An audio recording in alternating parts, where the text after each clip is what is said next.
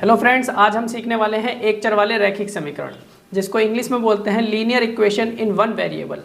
तो आज की ये सेकंड चैप्टर की इंट्रोडक्शन वीडियो है। आज मैं आपको समीकरण क्या होता है, बीजीय व्यंजक क्या होता है, बहुपद यानी पॉलिनोमियल क्या होता है, रैखिक समीकरण, एक चर वाले रैखिक समीकरण क्या होते हैं, कैसे बनते हैं, ये सारी चीज़ें आपको बताने वाला हूँ। तो चलिए इस वीडियो को स्टार्ट कर लेते हैं। सबसे पहले मैं आपको बताऊँगा कि बीजीय व्यंजक क्या होते हैं। बीजीय व्यंजक में भी सबसे पहले आपको जानना होगा चर और अचर यानी वेरिएबल और कांस्टेंट क्या होते हैं। तो देखो यहाँ पर मैंने एक बीजीय व्यंजक लिख रखा है। तो ये जो 2x लिखा हुआ है, ये 2x जो लिखा हुआ है कैसे लिखा हुआ है, 2 और x इन दोनों की गुणा करने पर क्या आया, 2x आ गया। तो जब एक चर और एक अचर को गुणा करते हैं या भाग करते हैं तो हमें एक बीजीय व्यंजक प्राप्त होता है। तो चर और अचर क्या है, इसमें से जितने भी हमारे पास ए से लेके जेड तक के लेटर्स होते हैं उनको हम वेरिएबल बोलते हैं मैथ्स में। वेरिएबल मतलब चर बोलते हैं। और जितनी भी गिनतियां होती हैं उनको हम अचर यानी कांस्टेंट बोलते हैं। तो ये हमारा जो 2 हो गया वो अचर है और जो x है वो चर है। चर और अचर को एक साथ गुणा किया जब हमने तो हमें क्या प्राप्त हुआ, 2x प्राप्त हुआ, जो कि हमारा क्या कहलाएगा, बीजीय व्यंजक कहलाएगा। तो अब आपको बीजीय व्यंजक तो समझ में आ गया होगा कि बीजीय व्यंजक क्या होता है। इसको इंग्लिश में अलजेब्रिक एक्सप्रेशन बोलते हैं। अब इसके बाद मैं आपको बताता हूँ बहुपद क्या होता है। तो ये तो बीजीय व्यंजक है। बहुपद क्या हो गया, जब हम बीजीय व्यंजकों के बीच में प्लस या माइनस का चिन्ह लगा देते हैं तो हमें क्या प्राप्त होता है, एक बहुपद प्राप्त हो जाता है। ये भी एक बहुपद है, ध्यान रखना। ये हमारा एक पद वाला बहुपद होता है। एक पद मतलब इसमें सिर्फ एक ही चीज एक ही बार लिखा हुआ है ना, ये पूरा एक ही टर्म लिखा हुआ है। लेकिन यहाँ पर देखो, इससे आपको समझ में आएगा कि बहुपद क्या है। देखो यहाँ पर जो है 2 टर्म लिखे हुए हैं। एक तो हमारा 2x लिखा हुआ है और दूसरा हमारा 5 लिखा हुआ है। अब ये जो 2x + 5 लिखा है तो इसको कैसे लिखा गया है, 2x और 5 के बीच में प्लस का साइन लगाकर। तो ये हमारा क्या कहलाएगा, 2 पद वाला बहुपद।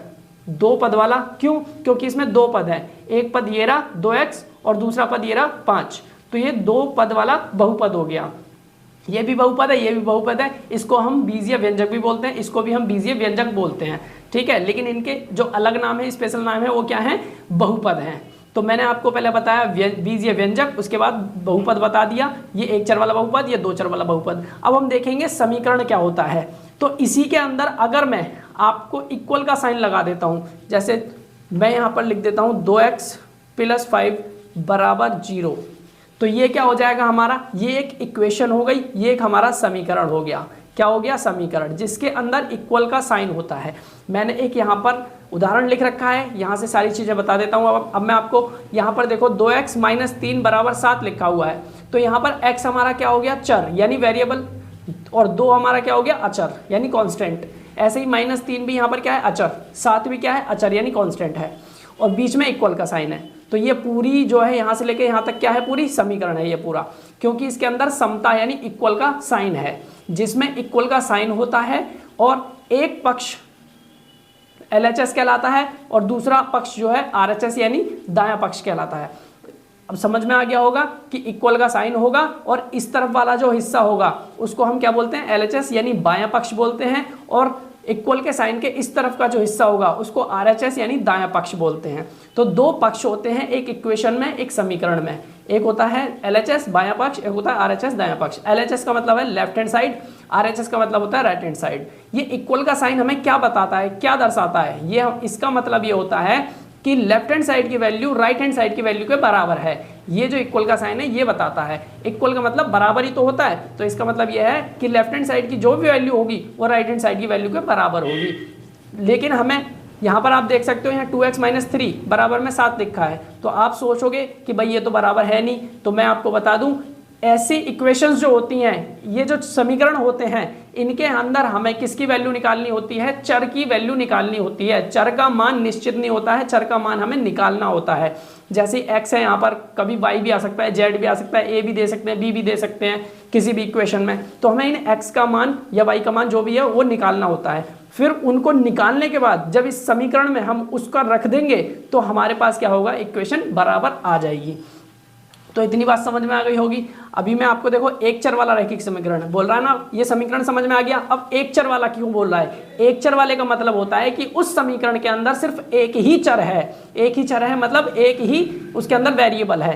चाहे वो एक्स एक्स वाला, वाई वाई वाला, जेड वाला हो। जैसे कि अब देखो यहाँ पर लिखा हुआ है ये 2x + 5 = 0 लिखा है। अगर मैं इसको 2x + 5x + 5 = 0 कर दूं तो इसमें कितने चर हैं? एक ही चर है, एक ही वेरिएबल है। x वाले हैं, यहाँ पर भी x वाला है, यहाँ भी x वाला है। अब यहाँ 2 बार लिखा है तो इसका मतलब ये नहीं है कि 2 चर वाला ये 2 चर वाला रैखिक समीकरण हो गया, नहीं, यहाँ पर ये 1 चर वाला ही रैखिक समीकरण है। ठीक है, 1 चर वाला कैसे है? क्योंकि यहाँ भी x है, यहाँ भी x है, एक ही जैसा है तो 1 चर वाला हो गया। लेकिन यहाँ x है और यहाँ y होता तो ये 2 चर वाला हो जाता। अब समझ में आ गया होगा आपको। अब रैखिक समीकरण क्या होता है? ये तो 1 चर वाला हो गया समीकरण, लेकिन रैखिक क्यों लिखा है?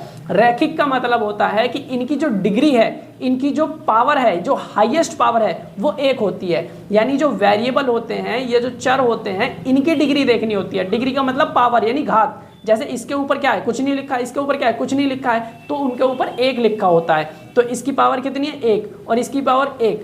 तो इस पूरी समीकरण में जो इसकी डिग्री जो होगी वो कितनी हो जाएगी? 1 हो जाएगी। ऐसे ही अगर मैं यहाँ आपको लिखूँ 2x² + 3x = 5, अगर मैं ऐसे लिख दूं तो ये 1 चर वाला रैखिक समीकरण नहीं है। ये 1 चर वाला तो समीकरण है क्योंकि यहाँ भी x है, यहाँ भी x है, लेकिन ये रैखिक समीकरण नहीं है। रैखिक समीकरण क्यों नहीं है? क्योंकि इसकी जो पावर है, इसकी जो डिग्री है इस पूरे समीकरण की 2 है, तो ये 1 चर वाला रैखिक समीकरण नहीं है, ये 2 चर वाला रैखिक समीकरण हो जाएगा। तो अब आपको डिफरेंस पता लग गया होगा 1 चर वाले रैखिक समीकरण में और 2 चर वाले रैखिक समीकरण में। इतनी बात मैं आपको बता दी है। अब मैं आपको एक चीज़ और बता देता हूँ। अभी मैंने आपको बताया कि यहाँ पर जो x है, इस x की वैल्यू निकालते हैं तब जाके LHS = RHS होता है। तो इस छोटे सा क्वेश्चन को मैं आपको करके दिखाता हूँ।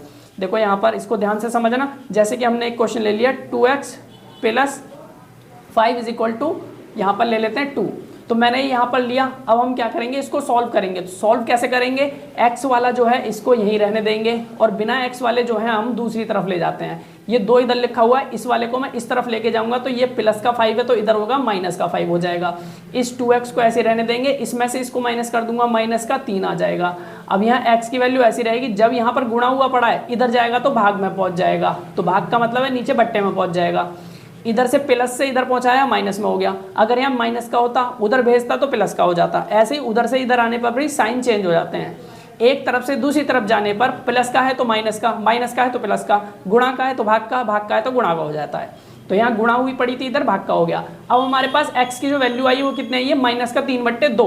तो x की वैल्यू निकाल ली। अब इस x की वैल्यू को जब मैं इस इक्वेशन में, इस समीकरण में पुट करूंगा यानी रखूंगा, तो हमारा LHS = RHS ही आएगा। अगर ऐसा आता है तो हमारा आंसर सही होगा, नहीं आता है तो आंसर गलत होगा। तो मैं इसको चेक करता हूँ। देखो चेक कैसे करते हैं। 2 × मतलब x, यहाँ पर ये जो है यहाँ पर 2 × x तो लिखा हुआ है, तो x की वैल्यू हम यहाँ रख देंगे तो -3/2 आ गई, प्लस का 5 बराबर का 2 आ गया। अब हम यहाँ से इस 2 से इसको काट सकते हैं, गुणा में देख सकते हो आप। यहाँ पर हमारे पास -3 है और यहाँ हमारे पास 5 है और बराबर में 2 है। अब इस 5 में से 3 को घटा देंगे तो 2 बचा और इधर भी 2 बचा। तो LHS = क्या हो गया? RHS। हमारा आंसर सही है। और जैसा कि मैंने आपको बताया था, इक्वल का साइन का मतलब क्या होता है कि LHS = RHS होता है, यही होता है इसका मतलब। तो आज की वीडियो में इतना ही। अपनी नेक्स्ट वीडियो में हम 2.1 के सभी क्वेश्चंस करेंगे।